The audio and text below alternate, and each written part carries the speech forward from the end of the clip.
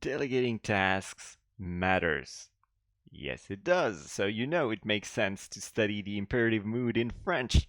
But nearly every newcomer on the French-speaking scene has exactly the same problem. That is, conjugating the imperative mood correctly. Until now, today, we're covering what some consider to be a rude mood, whilst others view it as a God-given boon, and we'll do that in just under 10 minutes. But Joel, I was that was a good intro until I started stuttering, but don't just take my word for it. Let's find out if we can do it under 10 minutes. Are you ready? Let's start. This lesson will be divided in two parts. How to form the imperative mood in the present and past tense, how to use it. First off, how to form the imperative mood. Depending on the group of the verb that you're using, it's going to be slightly different. For example, love. When you're ordering someone to love or to like something in French, you can go aime. And that's a common way to use the verb love, like when you ordering someone to love something. Aime. Aime ça. Like it. It doesn't work, but it can be used. And the ending is, well, is the ER ending minus the R, as you can see. There's no S. There's no S. However, it is the second person of the singular form. You know, I'm underlining this fact because other languages have other persons, and it is only we only have three options here in French. Which is a God-given boon. Tu aimes. But we don't say the pronoun, okay? The pronoun goes out the window. Say goodbye to the pronoun. It's gone. Won't come back. However, there's no drop whatsoever with the first person of the plural, second person of the plural. I don't see any change when you compare it with the simple present of the indicative mood in French. Same thing, aimons, aimer.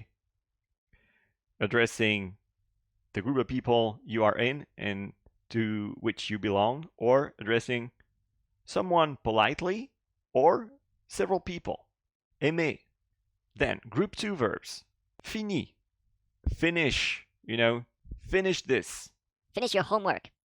Let's finish would be the equivalent for the next one. Finissons. Let us finish. And finish, addressing several people, at least two persons. Finissez. No change of the ending compared to indicative mode present tense. Group three verbs now.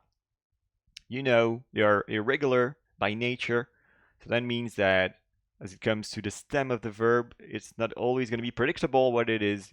However, you can focus on this and go, well, it's going to be exactly the same, or as you can see, it is exactly the same. When you take the second person of the singular in the indicative mode compared to the imperative mood. And same applies for the first person of the plural, second person of the plural. Now, as for the present, what do we have here? What do we have next? Are we soon through? This is what you might be thinking if you're busy. Ai aimé, ayons aimé, ayez aimé. And so basically, you're telling the person in front of you to have done something. You're ordering them to have done something they haven't done, which is really twisted when you think about it. Have finished this thing. Let us have finished this thing. And aient pris, ayons pris, ayez pris. Have taken. Let us have taken this thing. What? Yeah, it translates strange. And it communicates something strange. But it is maybe also one of the reasons why we rarely use it. Tu sois resté. We don't use the pronoun. So I'm not saying tu sois resté, I'm not saying tu as aimé. And notice that there was not any S here. Okay, no S. Sois resté. Soyons restés. Soyez restés. Rester is to stay. Okay? Sois blotti means to nestle. Have been nestled. Is that all? No, we're not through yet, but almost. Now we're going to cover how to use this imperative mood in sentences. But right before that, let's see that we have irregular verbs that are not auxiliary verbs in French, of course. And here I wanted to underline some of them that pertain to verbs of group 3 in English. Savoir becomes sache, sachons, sachez. And again, it is strangely similar to the subjunctive mood, right? Yes, it is extremely similar, so much so that it's the same.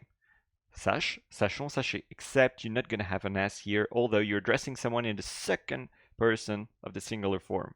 No S though. Know, let us know, know. Vouloir, to want.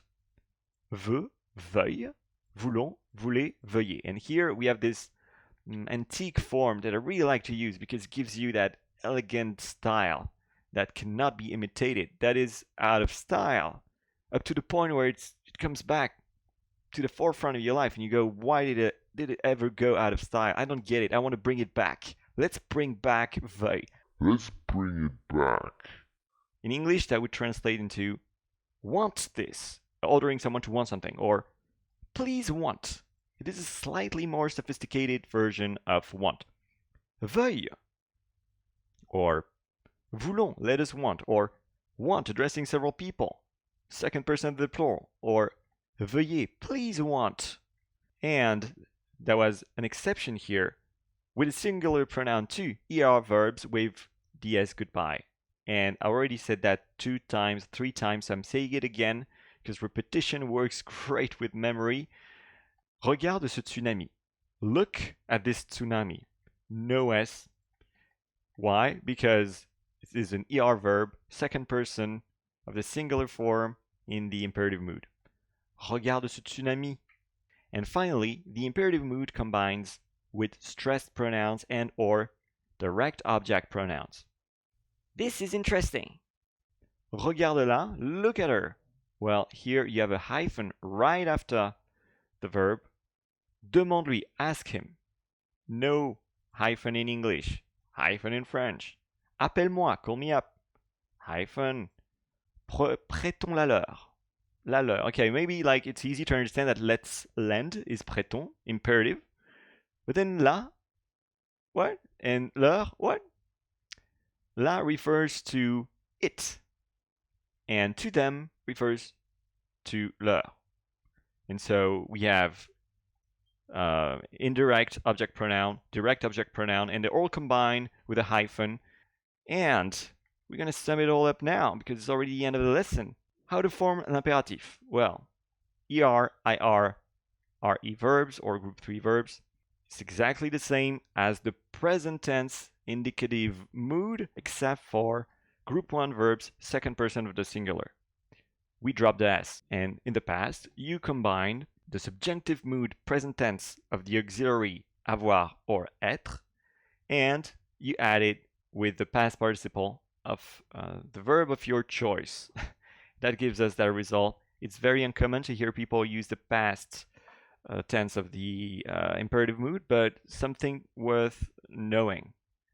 So you'll stand out from the crowd that doesn't know this. We also learned that to nestle is blottir.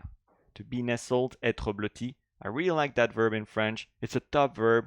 That verb deserves a high five verbs. It's a top verb, probably the best verb. I don't know if it's the best verb, it's a great verb. And finally, we have how to use the imperative mood.